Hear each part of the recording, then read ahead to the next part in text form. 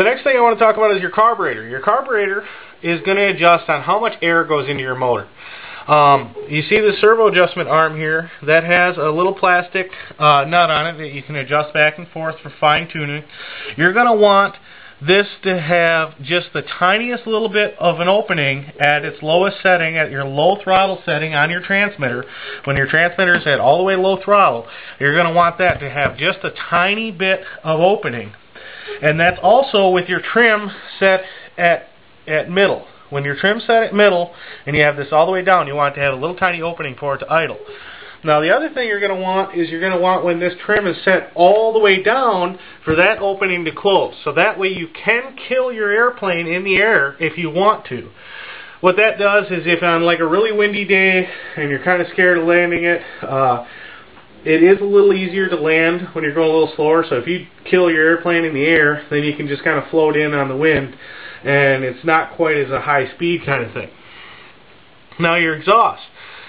Your exhaust is there. It has to have back pressure. As you can see, this motor, it's been epoxied. We need a gasket, and we wanted to go out flying, and we weren't going to wait for the gasket. So what we did is we laid epoxy all the way over the seam to make sure that it made that seal, and then flew it with the 2 screws in it. Well, what happened was the one screw rattled out and loosened up, and we didn't check it.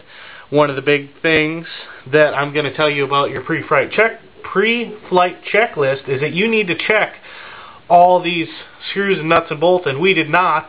So that screw came out, and then the epoxy gave way, and now we have an exhaust that looks like this. Obviously we're going to have to go out and get a new gasket. We're going to have to clean this motor up, put the new gasket on there, get a new screw, and get it running again. As far as motor mounting goes, there's one big thing you got to worry about, and that's called torque roll. Now your motor spins over to the left. At least this one does. Okay?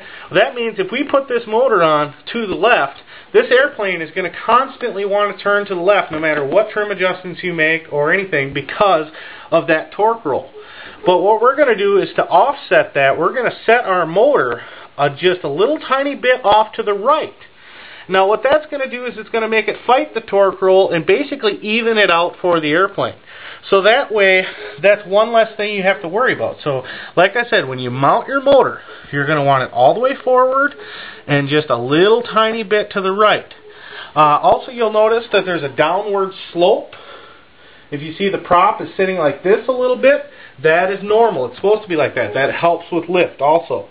So when you first put your plane together, if you put that motor on there and you say, wow, that's tilted forward quite a bit, that's pretty normal. As long as all your screws are tight on your motor mounting system, that's the way most of the motor mount walls are built, at a slight angle, because that helps push the wind across the wings the way it needs to be. Now I'm going to teach you a little bit about the prop. This is a 10x7 prop. That means that it's 10 inches long and it has a 7-degree pitch on it. Now that 7-degree pitch means that every 7 times that this goes around, it moves forward 7 inches. That's how much thrust it has. Now if you have different size props, like you can have a 12x6 or a 12x5 or a 10x4 or you know, there's umpteen million props out there that you can have. But basically all you need to know is that the first number, the 10, means the length of the prop, and the second number means the pitch of the prop. Now what that's going to do is let you know on how your engine is going to perform for you when it's in the air. Now if your pitch is high, like this one's a 7, that means it's going to have decent climbing and thrust, but not a lot of speed. Now if it's low, it's going to have a lot of speed, but it's not going to have a lot of thrust. So that's just one thing to look at. Alright, so now you have your motor mounted, you have all your servos in, you have your receiver box in, you are pretty much ready to fly. But guess what? There's still a few more things you got to worry about. One of them is plane balancing, finding your center of gravity.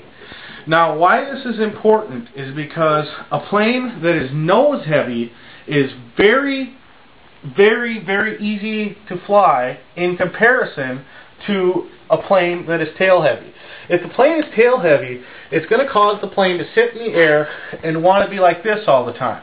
No matter what your motor or elevator or anything's doing, it's going to want to make it sit like this. Well, most balsa wood planes, you're not going to have to worry about this a lot because it's got a big heavy motor in the front. And, you know, you got your gas tank in the front. But it's still important to check. And the way you check is when your wing is either rubber banded down or screwed down. Some have the 2 screws in the back and the other ones have the rubber band. You take your plane and you go in about 3.5 to 4.5 inches here on the wing, and you put your fingertips on there. Once you have your fingertips on there, you come from the front of the plane and you pick up on those points on that wing. And you try to make the plane balance at those points. Now, if you have trouble in that area getting it to balance, either really tail, like it's always wanting to go to the tail, then you're going to have to take like some lead weights or some kind of weight and put under your gas tank or mount it. You can screw it to the bottom of the plane. There's lots of different ways you can add weight to your plane. But you want to make sure that you're front heavy, because being front heavy is always better than being tail heavy, because a tail heavy plane is very, very difficult to fly, and you'll be lucky to get it down in one piece. Alright, the next thing I want to go over here is some environmental conditions. There's a lot of different conditions that go into how you're flying your plane. One of the major factors is wind. Yes, this may look like a big airplane next to me, you know, obviously not full size. But you got to take into consideration the fact that this is small compared to you, and that, you know, a small amount of wind that you might think it is might affect this plane more than you think. Now, when it's in the air, it's only really going to affect it when you're going with the wind with the propeller, because it's going to make it go faster, and I suppose it is going to affect it a little bit when you're going into the wind, because it's going to make your plane go a little slower. But that's pretty much all you really got to worry about when it's in the air. But takeoffs and landings, you got to do some compensation. Like if you got a strong crosswind, you got to compensate in the direction of the crosswind so your plane takes off level. Alright, a little bit more on conditions that you're flying in. Alright, crosswinds and tailwinds. When you're taking off in a crosswind or landing in a crosswind, you're going to need to compensate and turn into the wind a little bit to keep your plane level and keep your plane from getting pushed over. Now, if you have a crosswind coming from right to left and you're taking off with it that direction, you're going to want to compensate your aileron a little bit to the right, and you're going to want to compensate your rudder just a little bit to the right when you're taking off. Well, maybe not so much your rudder, but mainly your aileron, just to keep your plane level as it comes off the ground, because otherwise you'll find that the wind has a tendency to want to push your plane like this, and it's just something you got to be careful of. So, I mean, in your first couple of flights when you're learning how to fly, I suggest you do them in no wind, but you'll learn the more you fly. You'd be surprised on how much wind you can actually fly in. But that doesn't mean those beginners out there don't get cocky and think you can take it out there, because if you don't know how to make those adjustments, it gets real hard, real fast.